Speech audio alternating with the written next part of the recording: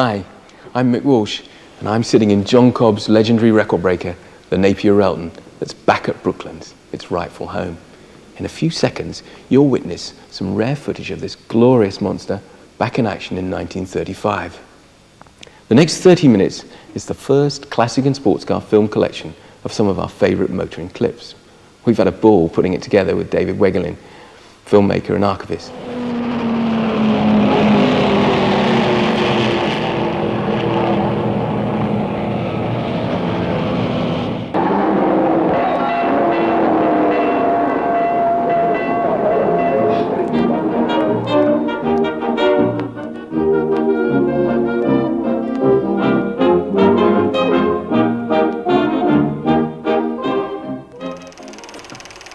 This clip is from an incredible homemade film sent in by reader Martin Slater. In 1963, he created a zany special combining Ford Pop with de Havilland Gypsy Queen aero engine, much to the horror of his Yorkshire neighbours.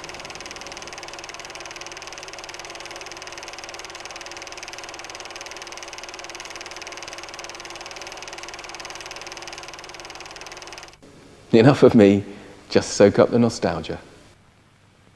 Out from the Ital Design studio has come a new car that accelerates faster from 0 to 60 than a Saab 900 GLS. That overtakes faster than a Mercedes 200. Yet costs less to buy than an equivalent Escort saloon. And is styled in Turin by Ital Design. The new Morris Ital, styled in Italy, built in Britain.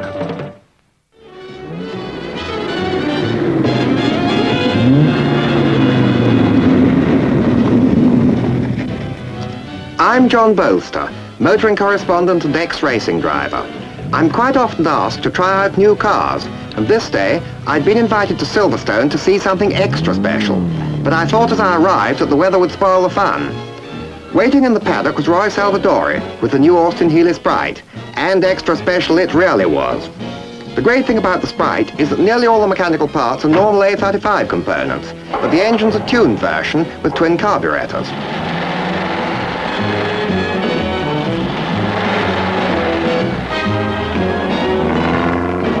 Roy was as excited as I was and decided to try a fast lap. That's when I realized that the appalling weather conditions made little difference to the way this car could be handled. Das ist Österreichs inoffizieller Staatsmeister im Hakelziehen.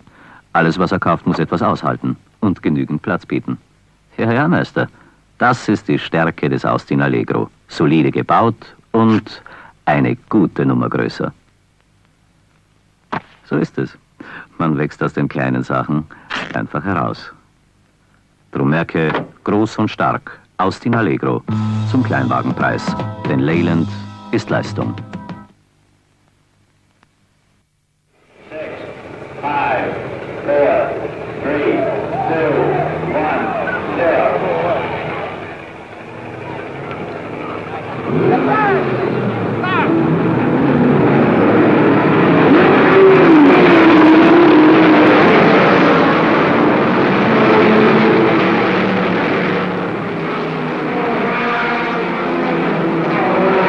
Guts to get behind the wheel and mix it up with these monsters.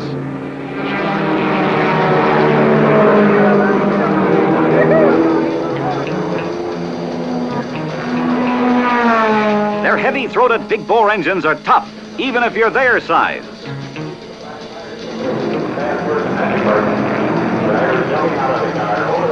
The big boys don't worry Jim, only the little ones get in his way.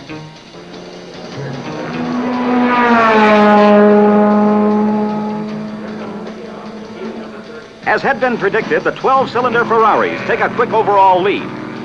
But Cobras are licking at their heels.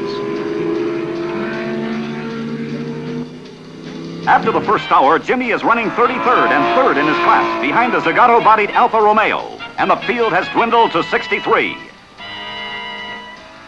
Stepping high, wide, and confident, Car 59 takes number 1 turn in the outfield and leads Dan Gurney in Cobra 11 and Bob Holbert, number 10, into the S's.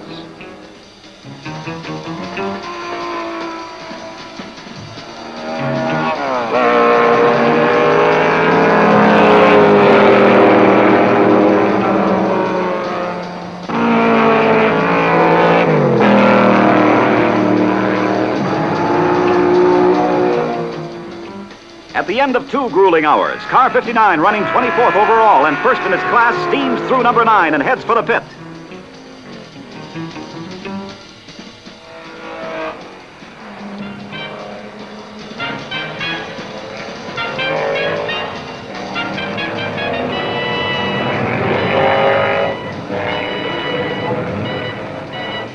Clark and Digger examined broken headlight. Jim had nudged a slow one.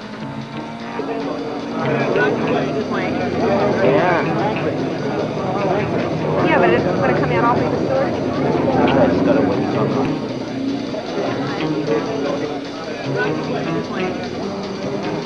Digger takes over.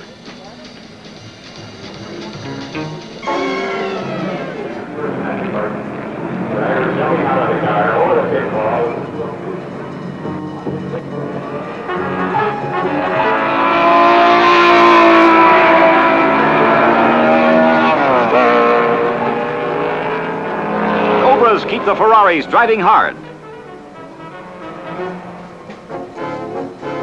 The sun is hot, the track is hot, the pace is hot as Digger takes him through the S's.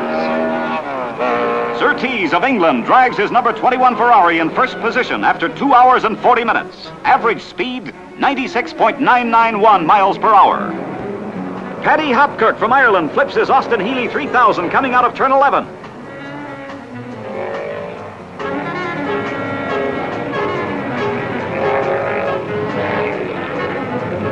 It was reported later that he was okay. At the halfway mark, Cobras lead in their class.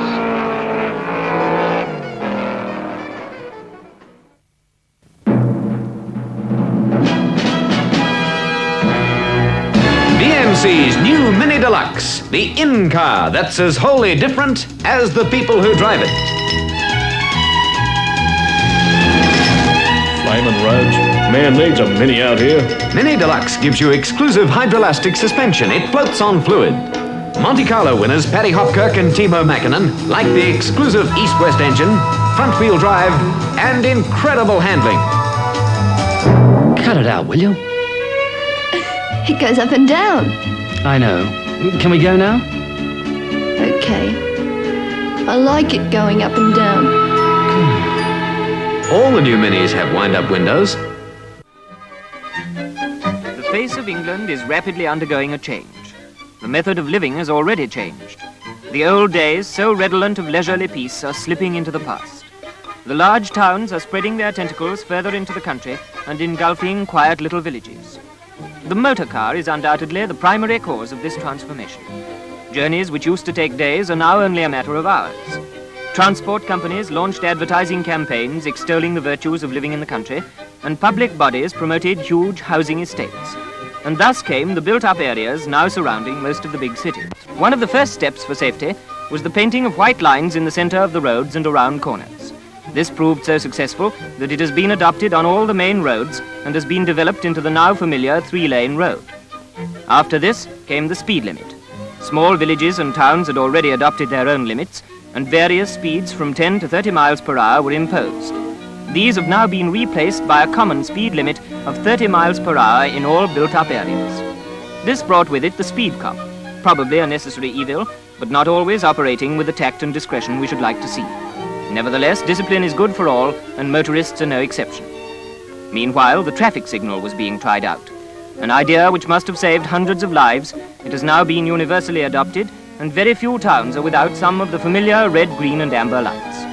As an alternative to traffic lights, the roundabout has been introduced to deal with problems arising at cross or junction points of main roads.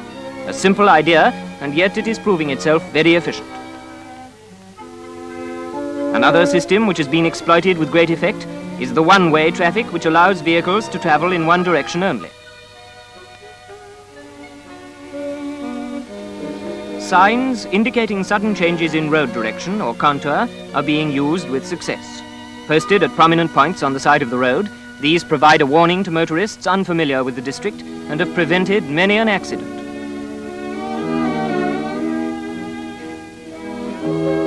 Belisha beacons safeguard pedestrians when crossing roads, and hand-operated traffic lights are particularly useful outside schools or gathering places where large bodies of people suddenly emerge.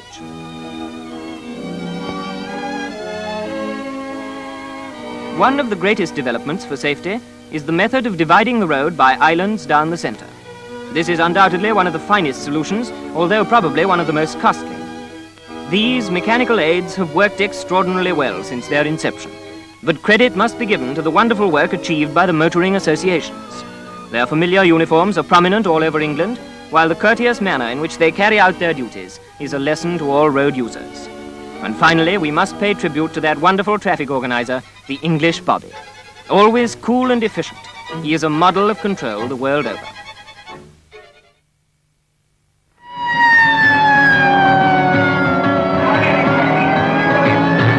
This is the race-bred Triumph Spitfire. Sports Car Club of America champion 8 years in a row. You may never get to use the Spitfire's full potential. Except, of course, in case of emergency. Triumph Spitfire, from the land of British racing green.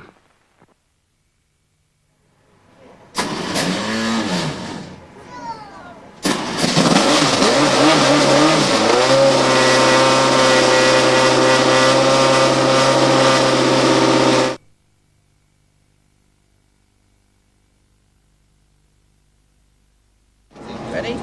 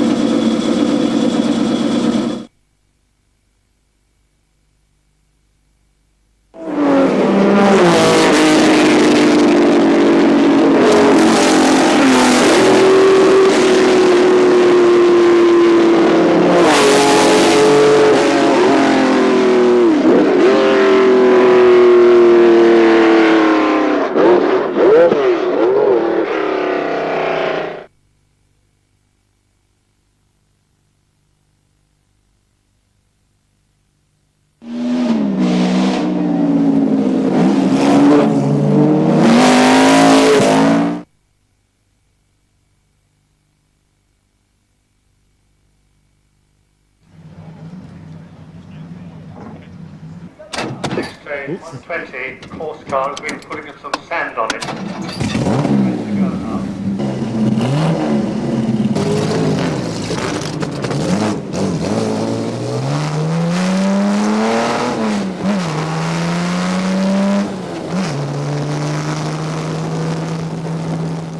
We're trying to build a bell tower, which seems a bit of a silly thing to do, but Basildon's about doing silly things and bringing them off extraordinarily well, Retro 97 being one of them.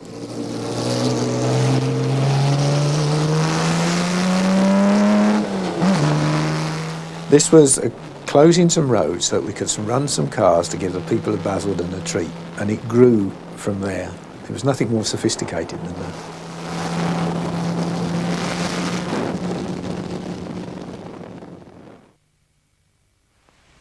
Inside every MGB is a beautiful surprise. At no extra cost, MG gives you the sun, the sky, the wind in your hair. Not to mention a 4-speed stick, front disc brakes, rack and pinion steering, and the race-proven MG engine. There is a big, wide world out there, and you can see it all in the MGB, the wide-open sports car from British Leyland. Reg Parnell at the wheel of one of the most expensive cars ever built. Race for the Glover Trophy. We have again the BRM versus the Ferrari Thin Wall Special, and as we've seen, the BRMs are not going to be on the wet track. The cars are all on the starting grid, and it won't be very long now before the noise of battle rises to a crescendo. In a moment, they're going to start to drag. They're off now. They're going to start. Not going to get to the first corner matching. BRM number 2 is first, closely followed by De Grafton Reed.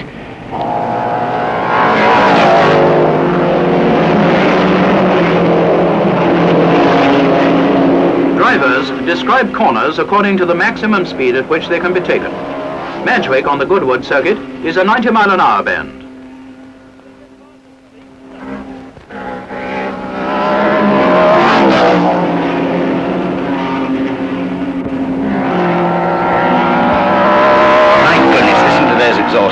Don't be marvellous. There's the shrill whine of the BRM and the dull roar of the special. There are many things that go to affect it. The material used, the shape of the exhaust, flying oil in the engine, the fuel, in fact, many things are altered. But I'm sure that one thing is quite certain, to myself and everyone here today, it's, well, jolly D. The checkered flag for Ken Wharton in the BRM after the fastest ever race at Goodwood. Average speed 90.47. He broke the lap record 5 times. The Duke of Richmond presents the cup to the man of the day. Motorisch monster tegen Mini. Het monster gromt. Wat doet de Mini? De Mini, die stuift weg. Wat een acceleratie. Wat een snelheid. Ja, en wat een wendbaarheid. Hij kleeft op de weg dankzij de voorwielaandrijving. En wat doet onze corpulente vriend? Die gaat op weg naar de sterren. Maar dankzij de pk's komt hij weer terug en hij haalt de Mini in. Maar daar komen de bochten. Ja, daar blijft de Mini op de weg en het monster. Hé, wat doen die zware broeders daar? Die glipt er gewoon doorheen, doet die het gewone verkeer ook. En het monster? Nou ja, als je van de frisse lucht houdt en van een pirouetje. Maar de Mini, die staat aan de finish. En de Mini krijgt de trofeeën. En de Mini krijgt de feeën. En dat gaat er allemaal in. Weet je wat? Ga dus naar British Leyland. Ga dus een proefritje maken. Hij heeft nog te parkeren hoor. Spelenderwijze. 57 vet, huh? Of course you got a lens cap from a 56, but you did know that, didn't you? And you got a little bit of a gap over here, and you got a ding in your chrome. God, it hurts me to see that. So now I gotta ask myself, what's under the towel? Duct tape? Duct tape! Speed Vision Network. Motorheads live here. For 7 glorious days, Ferrari lovers everywhere knew there was only one place to be: Italy. The festivities started in Rome with the finest collection of Ferraris ever assembled. But Ferraris are meant to be driven, and Italy's capital ground to a halt as Ferrari's finest made a triumphant tour of the city. The amazing sights and sounds of Formula One then hit the streets as Schumacher and Irvine led off a parade of Ferraris around the historic Caracalla circuit, the site of the 1947 Rome Grand Prix and Ferrari's first race win. Next, the cars set off, following the footsteps of the old Mille Miglia, back to the spiritual home of all Ferraris, Modena. The route passed through some of the country's most beautiful countryside and breathtaking cities. Next stop, Maranello, and a chance to race around Ferrari's own test track. Finally, a behind-the-scenes glimpse at the F50, specially built to commemorate Ferrari's 50th birthday. A week of motoring heaven, all to celebrate the work of one man, Enzo Ferrari. Oh, excuse us, we're just admiring your new Morris Oxford. Most people do. Quite an exciting new look, hasn't it? And the interior lives up to it, too. So I see. New fascia, wide seats, armrests, the lot. What's the performance like? Excellent. It's got a higher performance engine and a clutchless gear change as an optional extra. It's a quality car. Well, there's another motorist who's found that Morris put quality first. In choosing a car, always remember Morris put quality first.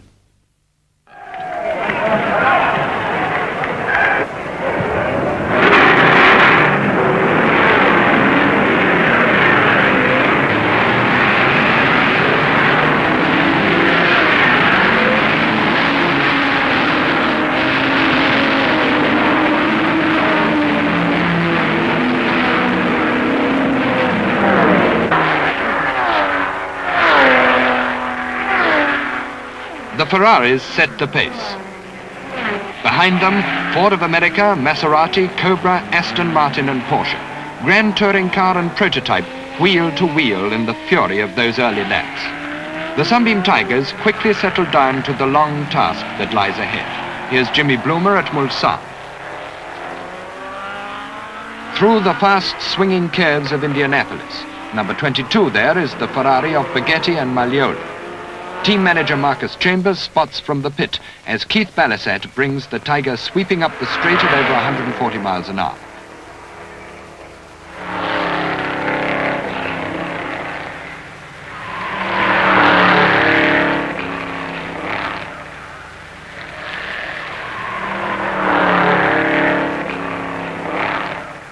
The Sunbeam Tigers lapped the 8.3-mile circuit at around 4 minutes 27 seconds, 115 miles an hour. Their best lap was 4:17, and regularly they exceed 160 miles an hour on the Mulsanne Straight. But 1964 is not to be their year at Le Mans. Both are forced to retire before the 24 hours are up. However, victory is not the only reward of competition. Experience has been bought and paid for in the only possible way, and the Tiger has sharpened its claws. Do remember they have this curious habit of driving on the right, George? Yes, sir. I think I'd better drive now, George. She is powerful, isn't she? It's a 2.2-litre 6-cylinder engine, sir. Listen to that, George. What? What is it, sir? The silence. If you're frightened, get in the back, George. She's very smooth, George. Hydrogas suspension, sir. This is a marvelous new car, George. As with all our cars, it's a Leyland, like the Jaguar, sir. Oh là là, merci. Vous allez à Paris? Oui, nous y serons dans 1 heure et quart. I didn't know you spoke French, George. Well, you know it now, Archibald.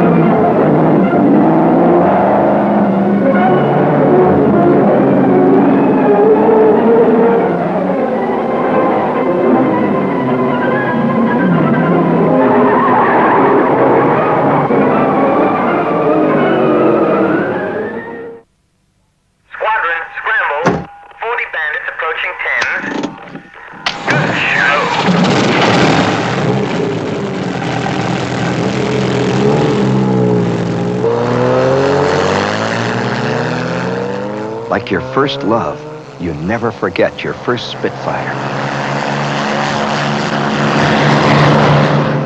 You not only get a car and a girl, but a piece of history.